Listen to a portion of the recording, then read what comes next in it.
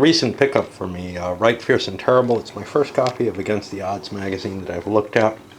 I think the only one I own. It's a fairly nice, thick, heavy-duty magazine. Runs a decent size. And you'll see the component quality for the game itself is quite good. Decent, good quality counters. The rules so far seem pretty good. I read them a couple of times already. Once long ago, once just recently to prepare for the game. And then I also, I gotta keep track of morale up there so I can find the charts for it, the pieces for it. I think we started 17 each. But as to the content of the magazine, it reads well, which is sometimes an issue. I guess it depends on who the author is, but only looking at this one, I've been pretty happy with the reading the articles going with it. In particular, the article on Sluys, which is what this is the battle of, or Sluys, depending on how you want to.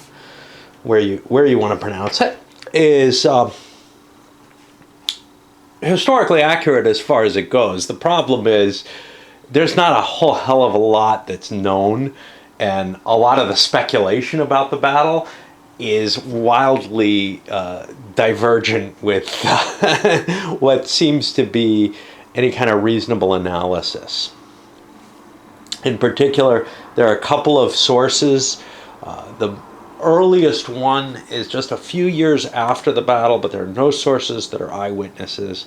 And the major source is basically a generation later when he actually writes it. He was born, I think, a couple of years before the battle. And then the analysis based on those from various historians is very much at odds with each other.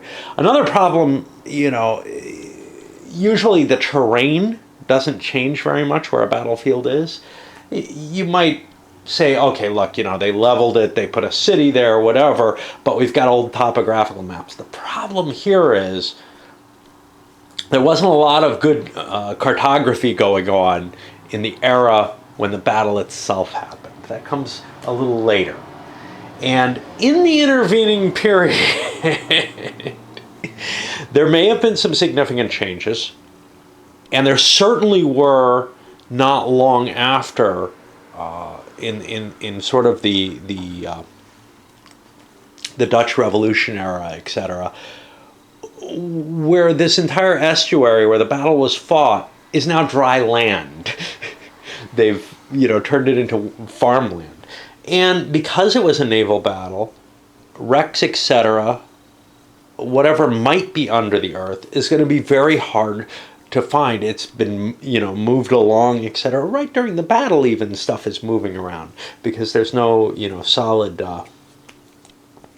ground for things to just fall in and then get covered up. So artifacts and such could end up in pretty random places. What with the land filling, etc., that's involved in it. Anyway, what it turns out is we know almost nothing about the battle.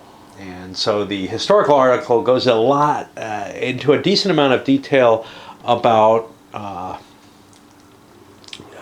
the Angevin kings and Edward himself, and maybe why he's invading France and why he's claiming the French crown at this particular era. But it has a lot of difficulty in really being able to say anything about what happens during the battle. And that's reflected in the game in a kind of neat way. Normally, you might have one option for historians, etc., for differing historical views. But here, we actually have 7 different scenario options. One's the free setup. We don't really worry about that. That's got no historical basis. Another one is Barbavera's plan, which is this idea that the Genoese admiral who was the highest ranking on the French side, had suggested, look, let's meet the English. Let's sail out and fight them. And that would have actually happened outside the estuary, which is kind of problematic. They play kind of a fantasy situation where the French fleet is free and sailing, and the English are coming in up that way. And there's perhaps enough room for significant maneuver. I'm not sure.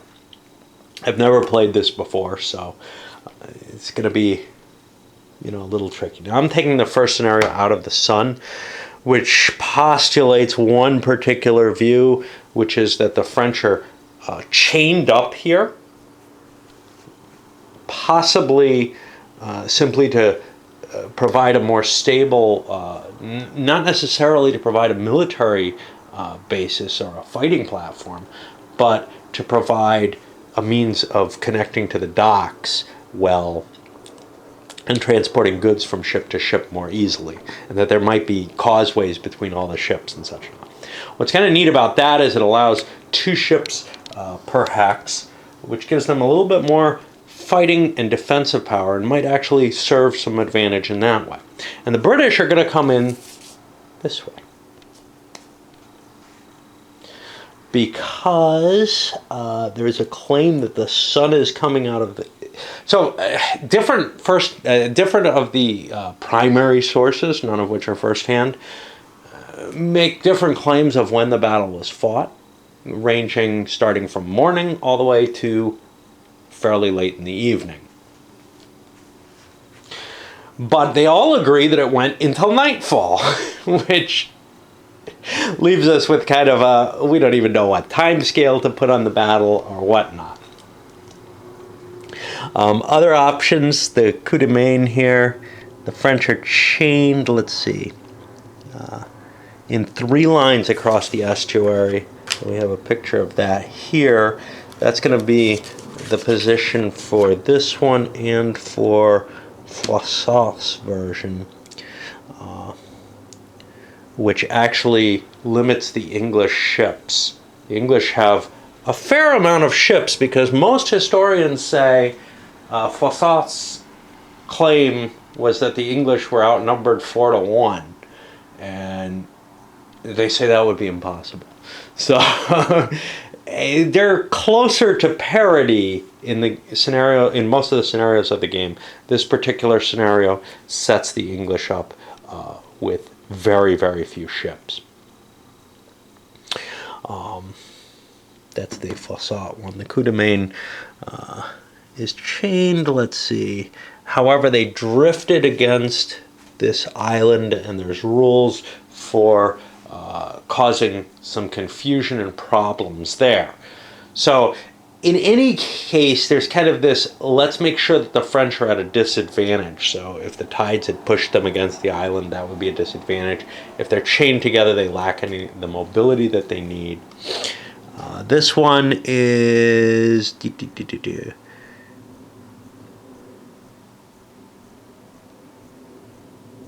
The French fleet is stretched out in those lines, but is in a coherent form, and the English will be coming in from the North Sea. And then there's a final one that says the English actually come from 2 different directions, and that is 5, which I think shares this setup here. I don't know what... Oh, that's for the... yeah, the English are going to start on the map, and the French can go engage them. Okay. So you've got different historical options to take a look at in order to see, hey, which one makes the most sense. I find that kind of appealing, as opposed to just, some of the military what-ifs. You've got at least one of them, and the free deployment as well, which is kind of one of them. Okay, let's take a look at some of the pieces for the game. Like I said, they're high quality. The ships are these larger things. The combat units, or melee units, are, because this is going to be essentially a land battle fought on board ships. There's not a lot of maneuvering. There's some ramming, but it's mainly to get land units into engagement here. And then there's firepower, but that's primarily going to be archers and crossbowmen. So you've got these knights, you got men-at-arms. You'll see some of these units have bow symbols on them. That's going to be indicating that they have bow fire. Units have step losses, and in fact, most of the units, everything except the mariners for that, which are just seamen, have another counter to take a couple more steps, so they can take 4 steps of loss. Let's take a look at the ship itself. Ships also have archery value, and those are going to be longbows as opposed to crossbows. They're differentiated. They have a melee value here. Some of them, like this one, have a castle. This will be the movement rate. In this case, it's oared movement. If it's a little square, it's sailing movement. We have fleets that are combined sailing and oared ships. There's no rules for putting up sails on your oared ships, though. Each of the fleets is divided into 3 squadrons, which are indicated by these kind of color bars on the bottom. All very nicely done there. We have some leaders. Each side has 3 leaders, but then the English have the Queen, who may or may not have been on board the ships. She was either in the rear of the squadron. We know she was there because one of the Queen's ladies took an arrow. But she might not have been on the ship. She might have been being held captive somewhere and took an arrow on land somehow. So there's an optional rule to use her. This is going to be a chit pull game, but it's got a very particular system for chit pull, which we'll look at. There's a little melee and ramming markers, which are used to indicate certain kinds of movement. These are for grapples. I'm using them for the chaining just to indicate that relationship a little better. Normally you're only allowed to have 1 ship per hex, except for when the French are chained together. And on the other side, there's different grapple configurations. These are going to be damage to the ship itself. It is possible to sink the ships through either fire or ramming damage and such not, but it's not going to happen through melee damage. Okay, well, except if the melee sets fire to the ship somehow. Anything else we want to talk about? Yeah, this is kind of annoying, this whole means of showing what's what on the ships. I think something better could have been done, but they had kind of the problem that they put the castle on different sides of the English and French ships for some reason, which meant they kind of had to represent them with this kind of annoying thing. What you'll see is a couple of indications about the counters. The archery, we also have these which indicate that you've captured or liberated a ship, and those are 2 different states. And once you've captured a ship, it'll be liberated. Once you've liberated a ship, it's always liberated, even if it keeps switching sides. Okay, so on the back side of counters that are ready for death, they have a little skull, which just indicates that's the last step of that unit.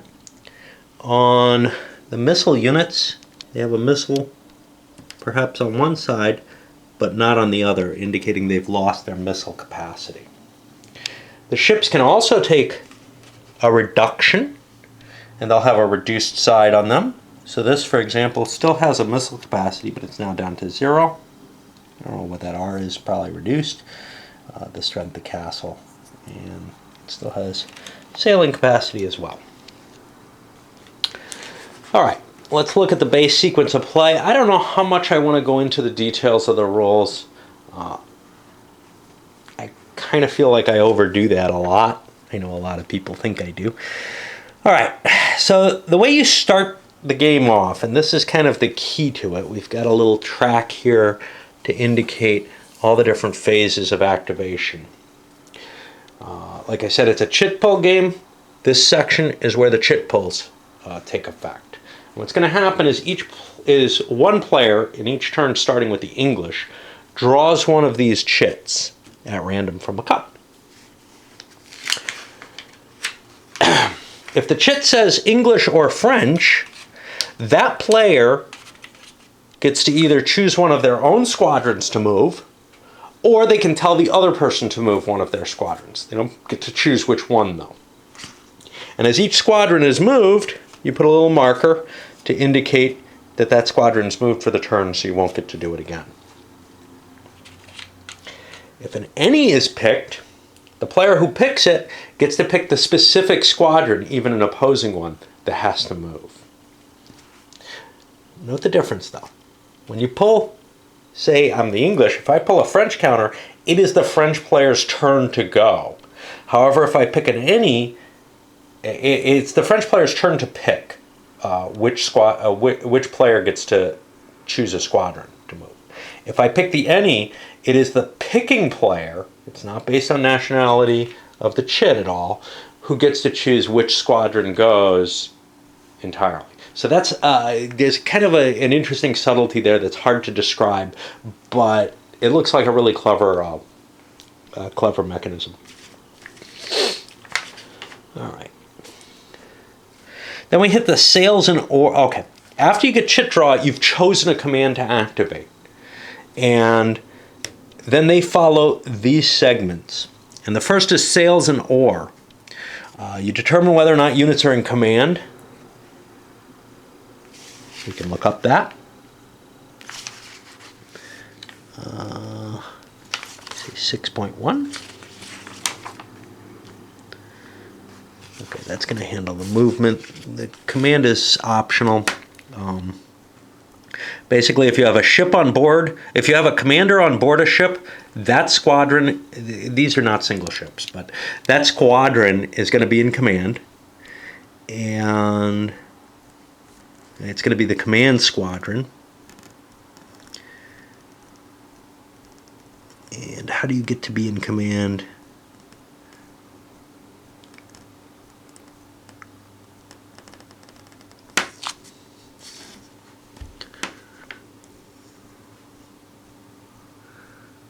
You have to have proximity, a communication path.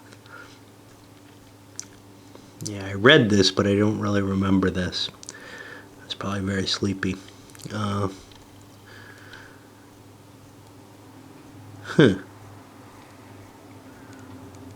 Communication path, here we go. 2 hex distance from the command squadron or to a squadron that is itself in command. Both the command squadrons and the activated squadrons must be in the same command. None of these hexes can have an enemy-controlled squadron or marine unit in it, nor a squadron belonging to another command. So once forces start interacting with each other, the commands are going to be hard to maintain. But as it stands, this ship is from the blue squadron, the blue on blue, as opposed to the purple squadron here or the orange squadron. And that means that others can trace to it to keep their being in command. And if you're out of command, you have to make a roll. If you roll a 6, the opponent gets to shift the squadron 1 hex in any direction, which isn't going to happen if they're chained the way they are. If they're grappled, the opponent can remove a grapple marker. And if they're chained, they can be cut loose.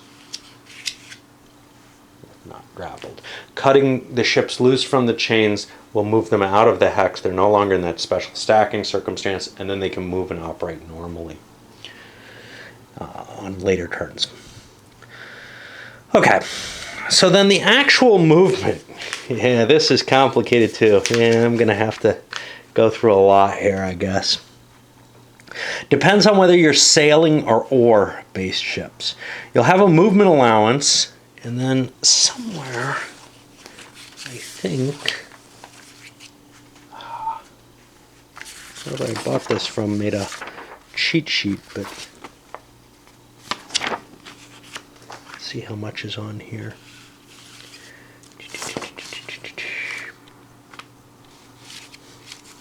There's a lot of game here. Okay, it's not covered there. Oh, this is a copy of the same sheet. We should cut this so 2 players could play it. Okay. So, the cost to move is based on a number of different factors, including the direction of the wind, the direction of the current, what type of movement you're doing. When you're sailing, you deal with this, and you'll pay movement costs based on these little sail markers here. So if I'm sailing with the wind, I guess I get 5 movement. Now these are all very simple rigged ships, so you'll see that they want the wind right behind them. Probably looks mostly like one masters for, well, that's for the galleys. Yeah, these guys look like one masters too. So you're not beginning to see the Latin rigging or anything like that coming out here.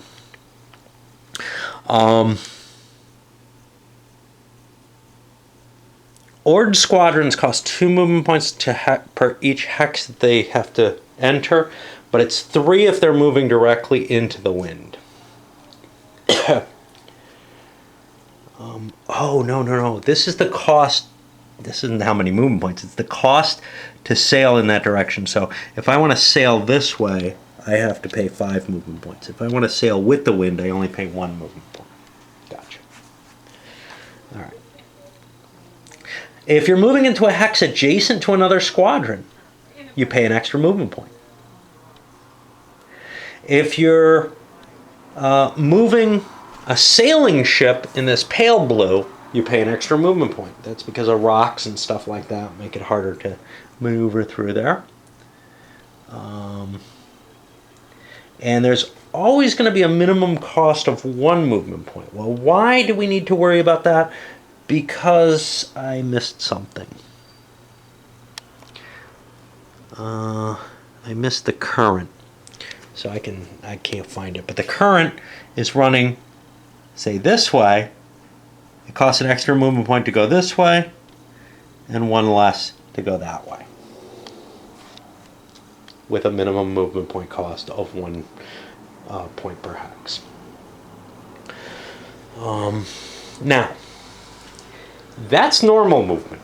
There is going to be another time when you get to move in the maneuver segment, which will come all the way down here. We'll touch on that in a moment. All right.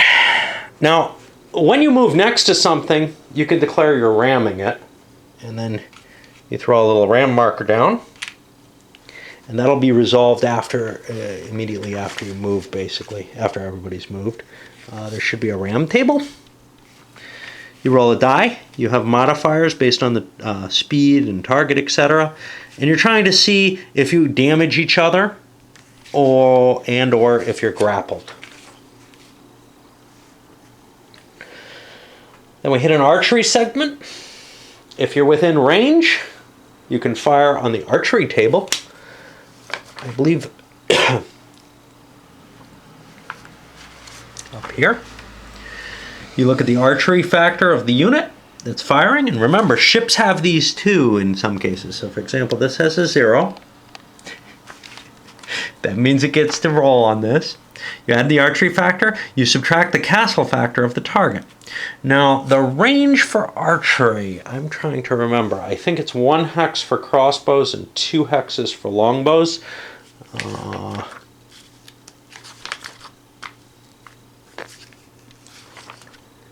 Whatever. We'll hit it as we're playing. Okay. The next thing is the grapple segment, where you get an attempt to grapple or ungrapple from adjacent units. And you're allowed to do 1 of each from what well, no, I'm not sure of that. I think the way it's worded, you're allowed to grapple any squadrons, and you can only ungrapple from 1. But no, here it says 1 attempt to grapple and 1 attempt to disengage. Okay, that's fair enough. So you're allowed 1 of each. And for the grappling, you make a roll here based on, again, a bunch of modifiers, including castling, archery value, etc. And there should be a disengage table as well, which again, if you control the 2 ships, that gives you a big bonus. But if you've been boarded, that will be a penalty. All right. Then we go to the melee segment, and you have the option to attack. I'm sorry, I skipped one. The boarding segment. You have the option to move Marines and or leaders between ships that are grappled. And if you do so onto an enemy ship, you get this melee marker. That means you must melee on that ship. If you choose to or must melee on the melee segment, you perform attacks here.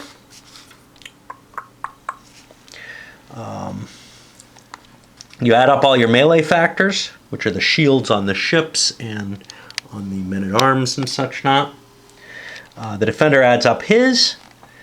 You each roll 2 dice and add your total, and you compare the modified rolls. And if you get a tie, you're both going to take a step loss. If one side is bigger, then they do damage. Okay, how much damage? So if the winner's total is greater than but not double the vanquished, the winner takes 1 step and rolls for leader casualty. If he does double the damage, or double the die roll, or the total, he doesn't take any damage. But on the vanquished, if you multiply the vanquished by 3, if this is greater than the victor's total, then each vanquished unit has to lose a step. That includes the ships that are in that hex. If the total is less than or equal to the victor's total, then each vanquished Marine loses 2 ships, and any full-strength squadron takes 2 steps, and any full-strength squadron loses 1 step. Squadrons can only take 1 step loss, and after that they're invulnerable to melee combat. There will always be some crew, some residual combat ability aboard that ship, but it's probably going to be pretty crappy. We can take a look at this guy. So, for example, his melee goes down from 3 to 1. Some of the bigger ships, though, will have some decent values. Okay, now we go to the maneuver segment. And here your activated Ord squadrons can move a hex. Or they can ram, or they can make a disengage or a grapple attempt. Sailing ships do nothing here. And those other attempts, and the moving a hex, etc., that's all done kind of due to the normal rules. The movement's a little different. Take a look at that. Doesn't cost movement points. You can't be grappled, obviously. You can use maneuver to cut loose, or you can attempt to ram or grapple or whatever, as I went through. Okay. After everybody's completed all of the activations that are going to happen, after all 6 activations, now there are only 5 chits, and in some scenarios, I don't know how you set up the chits for like the scenario where the English only have one squadron. There are only 5 chits, so after 5 of them have gone, the 6th one automatically must go. Then we slide down to the sally phase. And these are going to be kind of a mutual actions, and some of them look a lot like some of the things you just did in the activation phase. But in the activation phase, it's triggered just by the active unit. In the sally phase, players roll for an initiative. Now, this is a rule with sally. You both roll a die. If you tie, the sally phase is over and you don't keep going. You drop down to the end phase. Okay, so you roll for initiative. Whoever gets the initiative gets the first shot. In the archery segment, they can activate their archery capable units and attack eligible targets in the same hex.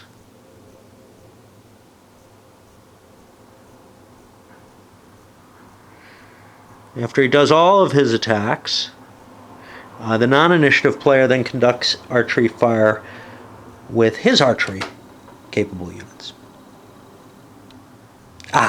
By same hex, they mean you can only shoot units that are in the hex that the archers are in. Okay? Not that you have to all target the same hex. Okay. Then we're going to hit the sally boarding segment.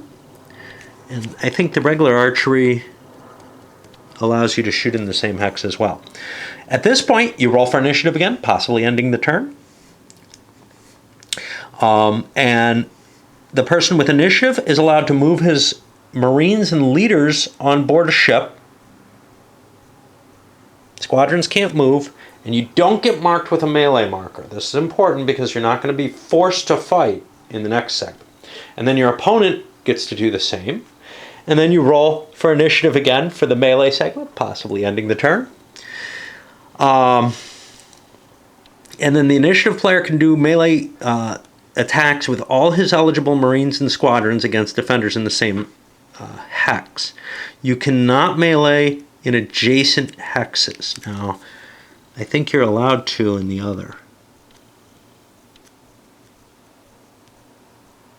No. No, it's got to be same hex still. Okay. Then we go to the end phase. Once this is resolved, either through a tie roll or through each player doing their melee. And we have a collapse check. If your fleet morale is below 6, you basically roll a die. And if you roll higher than your fleet morale, you have collapsed. And you lose.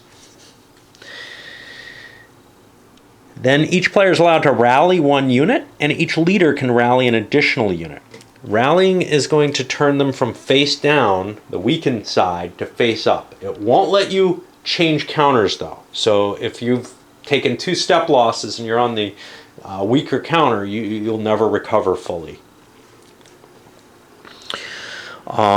Squadrons of fire. If there's any fire on board ships, we're going to roll to see if it spreads, and I believe how much damage it does. And then we check to see if the winds and currents change. Again, that's going to be a mechanical process. Let's try to look more at the big things, though.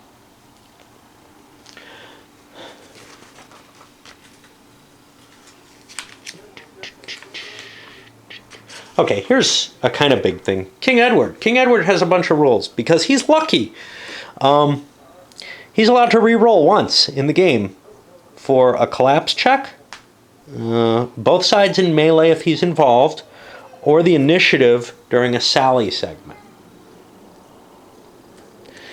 If he's captured, he can't use that mulligan until he's no longer captured. And it is quite possible to be no longer captured.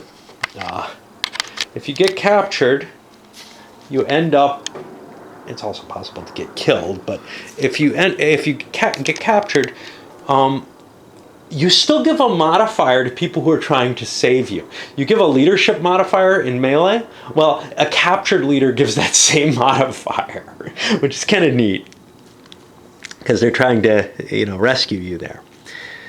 Okay, let's see what else we have here that I think we need to touch. The fire checks, that's just going to be pretty much procedural stuff.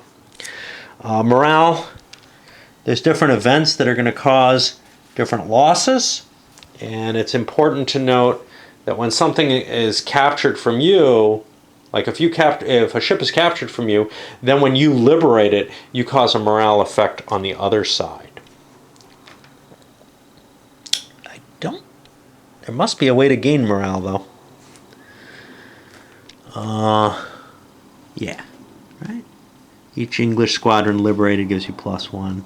So that allows you to get back. King Edward liberated gives you a bonus. You get bonuses for doing bad things, like capturing leaders and killing them. You have the option to execute people at the end phase, I believe, which gets rid of that pesky morale modifier for them trying to be rescued. Okay. If you manage to completely wipe out all the enemy ships, you win a decisive victory. Chances are you'll see a collapse happen first, but historically, essentially, Edward did win a decisive victory here. He captured nearly every single ship, and we're talking 200 ships here. I think there were 24 escaped, is what I recall. I think that's it. Obviously, I didn't go through the whole of the rule book because, well, I don't know how much help that really is. I think it's easier if I can capture the gestalt of it to do so. And then it's also easier, if you're really interested in seeing the play and seeing me struggle through the rules a little bit more, to watch it during the play. because I won't remember them all then either. They're going to have to kind of bake into my mind. All right, so let's send this up.